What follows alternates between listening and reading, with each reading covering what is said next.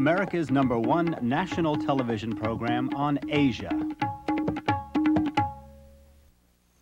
Hello, I'm Yue-Sai Kan. Welcome to Looking East.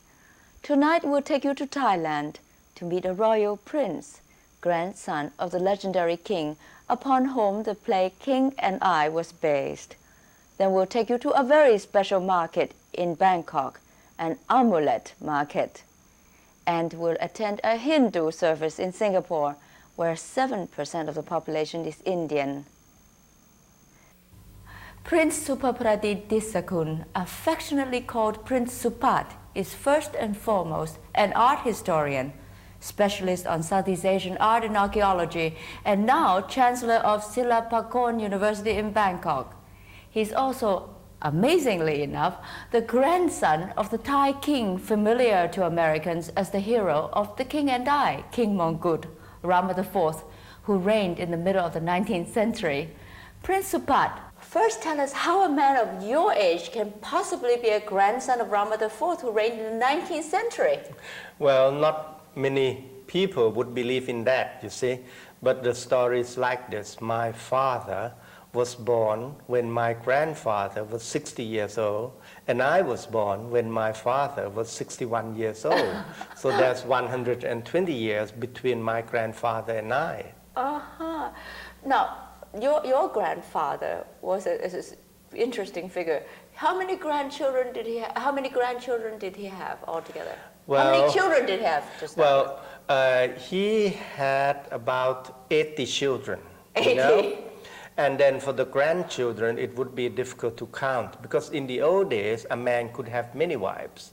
My grandfather had many wives, and if you divide his children, that half of them would be boys, you know, 40, and each one of them would have about 30 children. So you can think that in the third generation, we are about 1,000 already. My goodness. But that's in the old days, not anymore now. Why are the Thais so upset about the King and I? Well, because we think that it's not historically true, you see, because King Mongkut, well, not to say that he's my grandfather, he was a Buddhist monk, a priest for 27 years before he became king. So he was a gentleman. He wouldn't burn anybody alive. According to the story, one of his wives was burned alive or do something like that. And to tell you the truth, Anna really had no power over him at all. She was here about 2 years and something, and he ordered her to come in order to teach English to his wife and children. And I've heard that one of my uncles, you know, met her in Canada, and he used to study English with her. So after she left Thailand, yes, she went to Canada? Yes, after she left Thailand, she went to settle down in Canada.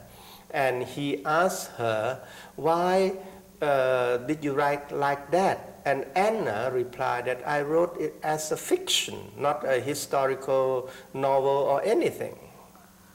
The Chakri dynasty, the Chakri kings have been extremely popular. Please tell us a very brief history of the Chakri dynasty. Well, King Rama I, you know, he was a general of the king of Thonburi, and he became king in the late 18th century.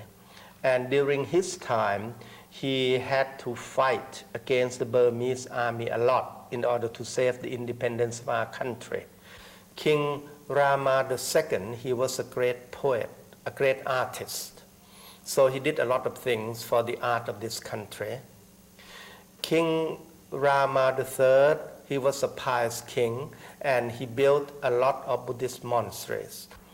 And then King Rama IV became king. He was the one who opened the way to foreign countries, you see. Because during that time, there's a boxing war in China, opium war, and China lost the wars. And during that time, the French came and took away Cambodia. So the king realized that it's no use to fight against the big powers during that time. So he tried to adapt our country into the modern way. But he reigned only for 15 years, you see. And King Chulalongkorn, his son, continued the way. And he did many great things for our country, and he could keep our independence. Prince Supat, please account for me Rama the 6th, 7th, 8th, and the present one. Well, King Rama the 6th, after the reign of King Rama the 5th, during that time, Siam, or Thailand now, is already modernized. And one good thing that the king did is that we joined the First World War we entered the First World War and joined the Allies, Britain, France, and the United States. King Rama VII gave the constitution to the country. And from that time on, the king turned to be a constitutional monarch rather than the absolute monarch. King Rama VIII reigned for a short time, though he reigned for a long time, but most of the time he was in Europe during the Second World War, you see. So then we come down to the reign of King Rama IX, who's very popular because he more or less followed the footsteps of his grandfather, King Chulalongkorn. What do you think accounts for the popularity of the Chakri dynasty?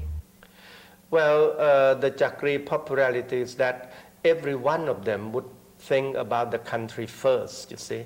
Some of them, of course, not all of them are equal, but they mostly would think about the country first for the welfare of the people and so on. If it weren't for the Chakri dynasty, and especially Rama I, Thailand would have a completely different history today.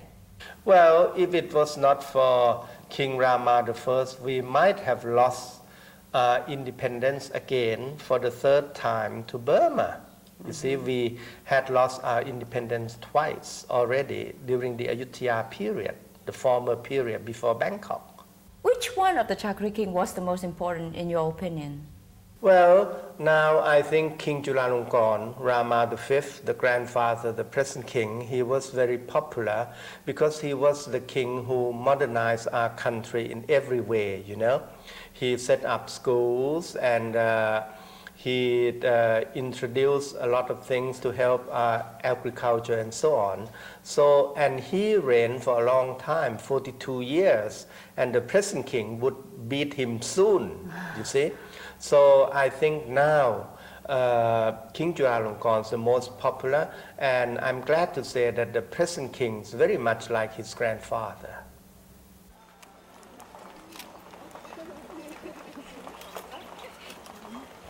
Thailand used to be called Siam, and I understand there's a movement again to call it Siam. It might be, but it might also be difficult because the word Siam is a foreign word to us, It's called by foreign countries. In the Thai language, we never use the word Siam. We would call ourselves Thai, or the country would be called the country of the Thai. Now, I know what Thailand means land of the free. What does the word Siam mean? Nobody's sure of the meaning. Somebody would say that it might be the word given by the Indians, and that would mean dark people. But the Indians are darker than us, than we are. So we are not sure. Thank you.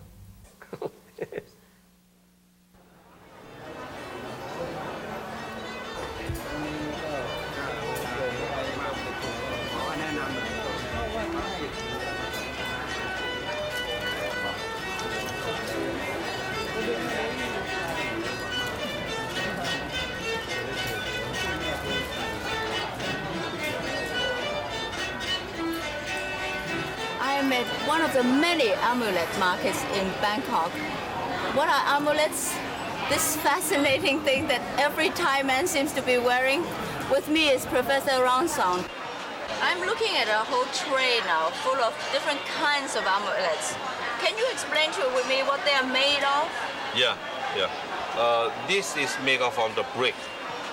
This is a brick one. The brick with the golden leaf cover on. That's all. And this is made from the brick too, about 25 years ago. And this made from the plaster. Specifically, which one does what? Are these just general amulets that's just to protect you from all kinds of evil? Yeah, mostly. We believe this is just protect from the all kind, for the charming, from the protection. And this also the same, This we believe on because the matter thing, believe on protection from the bullet. This one is from bullet. The protection bullet. I see. But these are just for general. And for general charming, for business, for everything. But now this one seems to be so big. How do you wear this amulet? They don't wear. Mostly they don't wear. They just put less pack at home. That's all. Because it's too big to wear. This one is too big to wear. Yeah. But I see that you are wearing yours. But mine is smaller. Yours is smaller and yours is really encased in a. Now, give me some idea of the pricing of these amulets. Yeah, this is about 100 baht. This is about 100 baht. Yeah. Now, 100 baht would be about $5 US. Yeah, $5 US. นี่เท่าไหร่เนี่ย อันนี้ก็ประมาณ100 It's about 100 baht too. Now, which one is the most expensive of the whole tray here? อันนี้แพงสุดมั้ย This one? อันนี้ก็ไม่แพงอ่ะประมาณ100 กว่าบาท Mostly it's about the same price, about I see. $5 US. That's all. $5 US. Now, how about the real expensive ones I have heard about? I understand someone just paid $1 million baht for That's mostly it's the low one, another one like this, will cost about 1.5 million baht. 1.5 million baht is about 60,000 US dollars. That's very expensive. Very few they have it. Very few. Now, what makes them so expensive? 100 กว่าปีฮะ อันนี้ก็ประมาณAbout not more than 200 years old, I see. So the It age makes a difference. The age makes difference, and also the original monk, to build this, Thai people respect very much, I see. So they respect on the monk who built it. I see. So different monks have different value too. Value too. Yeah. I see. So the pedigree is very important. Professor Ransom, you are a highly educated man. You have your master's degree from MIT and you are a professor at Chulalongkorn University. Why do you wear amulets? Do you wear your amulet for protection reason or do you wear it for investment? No, for respectation. For respect to the religions, that's all. To the respect to Buddha. The Buddha. I see. But for the general people, the Thais, that really is not that is part of the reason. Yeah. They have more reasons for wearing amulets. They're wearing amulets because of mostly they believe on the protection. Professor, can we ask this gentleman to let us see his amulets that he's wearing? See, I want to know which one is supposed to protect what. He's so well protected now. Oh, Like these this, are beautiful. mostly. Oh, these 5 of them look so much alike. Yeah. Now, what are they supposed to protect? These 5 of them is about the old one, old Buddha image from the eastern parts of Thailand. I say it's made of brick, I can see. Make of the brick, And most 5 of these, the meaning is just for business purpose. That's all. Oh, just to bring him good luck in business. Good luck to the business, yeah. I see. Except this one. This one is the coin. This is a coin of the King Rama V of Thailand. I see a lot of King Rama V coins. Yeah. Why is it? Because King Rama V supposed to be the king that Thai people respect very much, Otherwise, without him, Thailand will be conquered by some country, Because we are free all the time because of this king. I see. So and that is the period, that is exactly what period? About 1900. About 1900. Yeah. Now, when you're going through a market this big, Yeah. where do you go? Do you go to when you want to buy an amulet yourself? Yeah. Do you just walk around the amulet market to look? Yeah, it depends, If we looking for the emerald about 200 or 300 baht, we can walking around, because they have all shop. They have. Yes, so it's a few hundred. If we look at the piece that so expensive one, maybe we don't have to walking around, We know who have it. Now, So we where can would they ask keep? them. Where would they put it when The we most want a very expensive piece? They keep at home mostly. At We home? have to make appointment to look at. I see, but So we look at here or look at somewhere else, just by appointment, that's all. they don't keep it, because too dangerous for them to put on the pocket.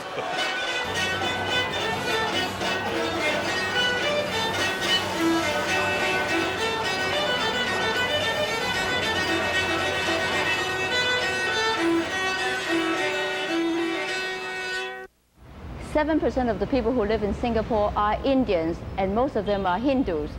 This is a typical Hindu temple.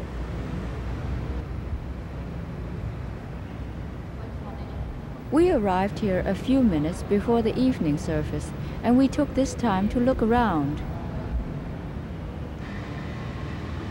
In Hinduism, where the caste system is observed, the priests are the Brahmins, the highest caste. As in all religions, the symbolism is important to understand. For example, the thread around the priest's body is considered sacred. The white streaks are marks of purification, and wearing little more than a loincloth means that the priest no longer needs earthly possessions, for he has reached a state of grace. Architecturally, the main shrine is the center of the temple. Everything else is built around it. But since Hindus worship many gods, there are several shrines.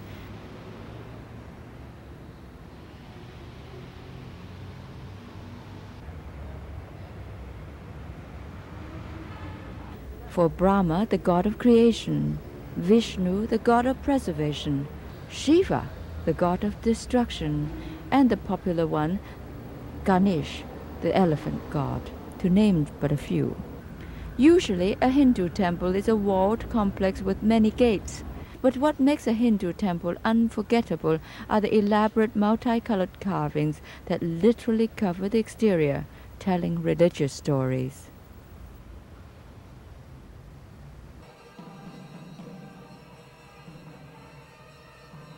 And now the service is about to begin.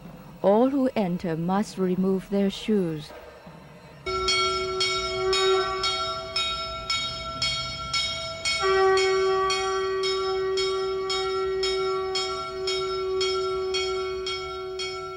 The priest calls the faithful by blowing a conch shell and ringing a gong. Suddenly, the sounds are deafening.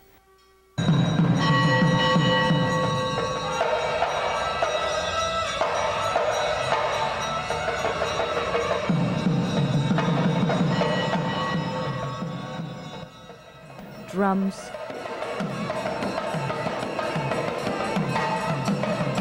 clarinets,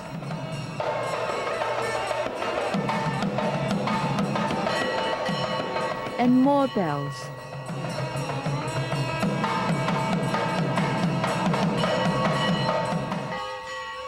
The temple quickens. Incense is burning.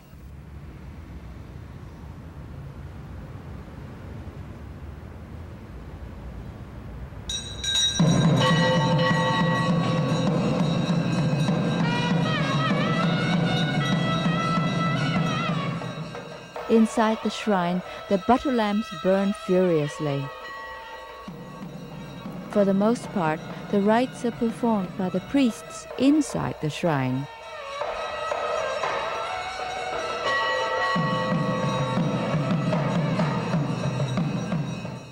No formal prayers by priest and congregation are offered.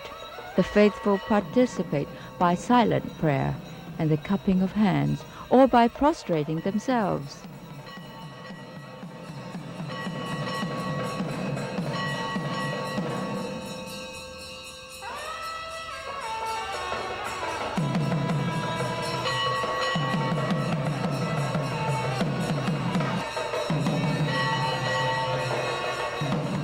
Towards the end of the service, the priest distributes blessed rice powder,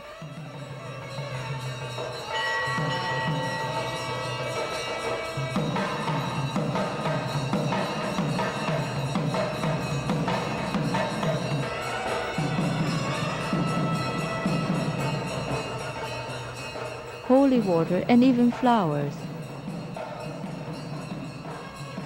And suddenly, as it started, it's over, and the silence is almost deafening.